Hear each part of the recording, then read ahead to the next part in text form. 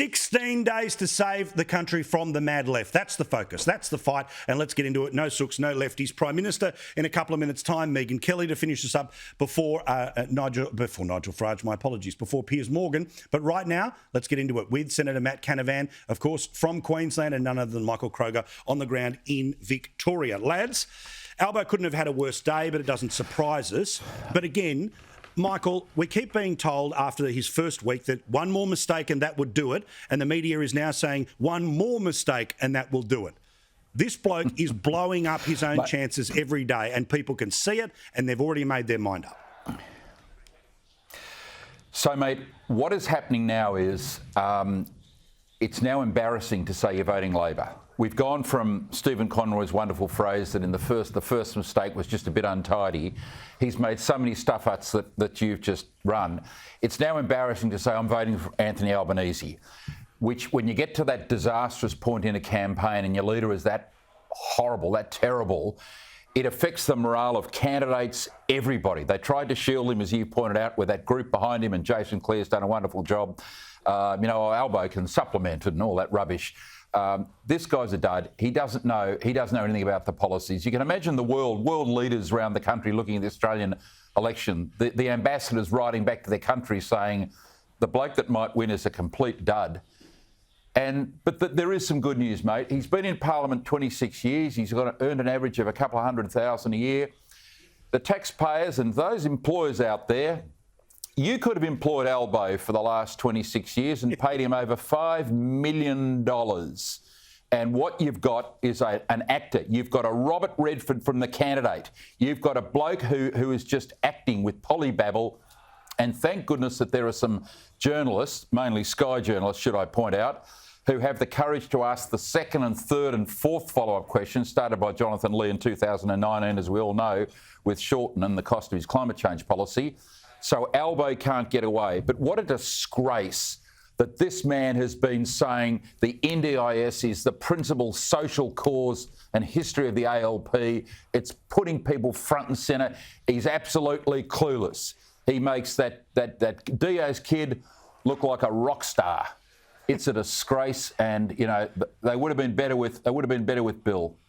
Well, yes, I'm sure he may be thinking that right now. But, of course, 3 weeks to go. I'm sure he is. No one's putting the cue in the rack. The fight's all there. But, again, let's just deal with something here that I know sort of polite society doesn't want to talk about, Matt, but you and I aren't part of polite society. No offence to you, Michael. But let's get to this here, which is the plan was to do Aussie Joe Biden, to put reasonable man in the middle as the face of the mad left and hope that everyone would go, oh, Albo, how good is he? He's lost some weight. He's on top of everything. Let's go. But the reality is that I'm not suggesting cognitive issues. I'm just saying that he's the lipstick on the pig here, and the lipstick is thinning by the day, Matt. Well, that's right, Paul, and I'm certainly not in polite society here at the Bellevue Hotel in Townsville. Had some robust discussions up here tonight, and this is going to be, in my view, the failure of style under substance. I mean, the Labor Party thought they could get by with a new pair of glasses, a new suit, and as Michael said, a trimmer elbow.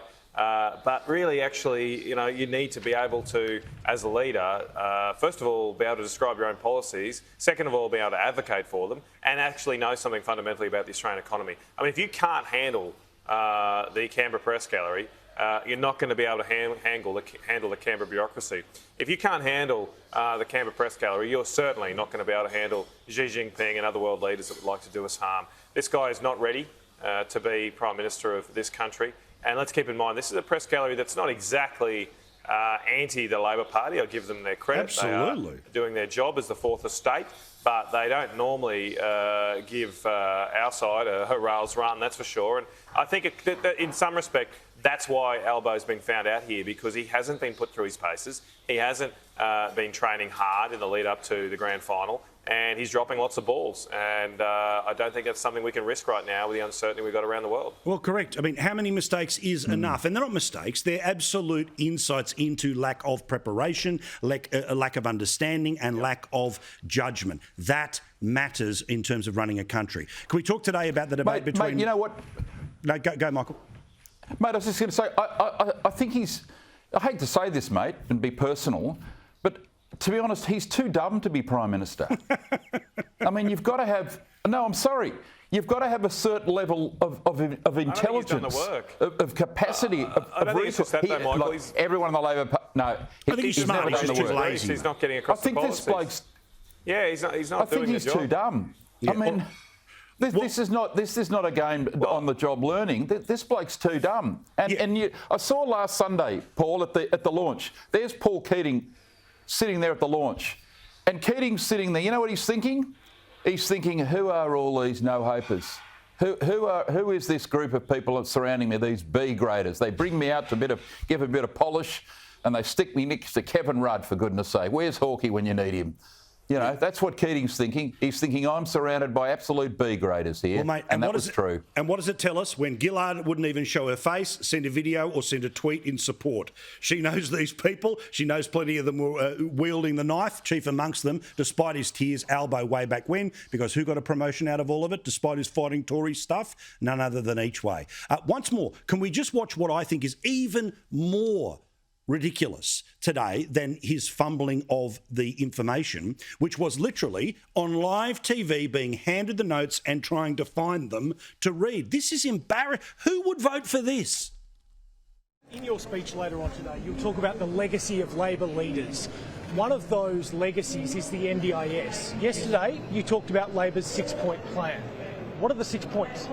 The 6 points are what we will do in terms of was outlined by Bill Shorten. What that's about is making sure. What that's about is Well, if you let me answer the question, what that's about is making sure that we take pressure off people who are at the moment having their programs cut. Are they the 6 points? Are these the 6 points here that had to be handed to you by your advisor? Mr Albanese? That's not right. Did you just ask for You've just been handed the 6 points, Mr Albanese. What are they? Our policy on the NDIS is to defend and fix the NDIS, lifting the NDIA staffing cap, doubling existing funding for advocacy, fixing regional access and stopping waste.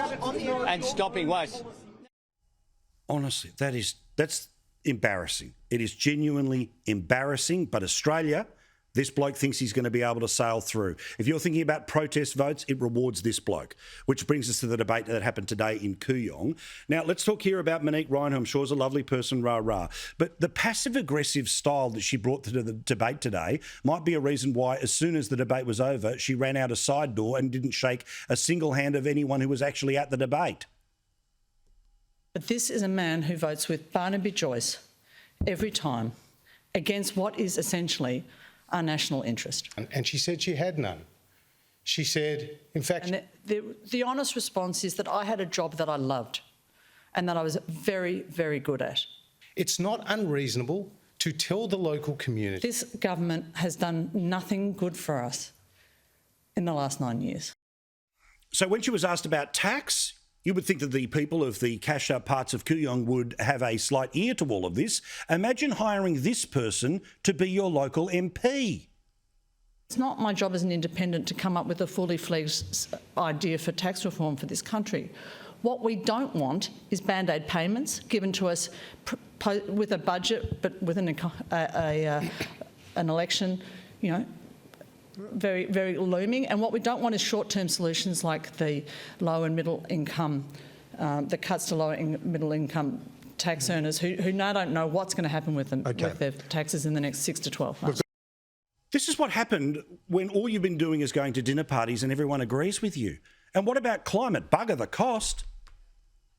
It's not unreasonable to tell the local community what the cost of your plan is. Okay, well, let's... When Neil Mitchell asked me about my costings for action on climate change, and I said, I can't answer that question. There's a simple reason for that. My policy is to support Zali Steggall's Climate Change Act. So there's not a costing associated with that. Michael, 30 seconds. This is madness. Oh, mate, this is madness. And look, where do you start? These inner city people like her, she does hold in contempt the average Australian in Michael Suka's seat, Alan Tudge's seat, Jason Wood's seat, the average Australians with their houses and their mortgages and their job security. Nothing. Government's done nothing in the last 9 years. What about the 700,000 people that Josh Frydenberg saved through JobKeeper? At great cost to the government and the credibility of the government because it was attacked by a lot of people on our side of spending too much money.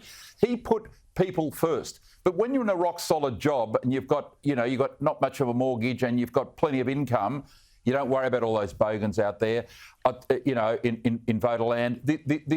This would be a real stain on us if we elected these people. And as I said before, mate, the nasty strain of anti-Jewish sentiment that runs alongside a lot of these Teal candidates worries the life out of me, because if they can pass on Hitler memes and things, who are these people, mate? Who are these people? I've got 30 seconds, Matt. But honestly, you talk about the people in suburban areas. The entire state of Queensland, these people want to give the middle finger to.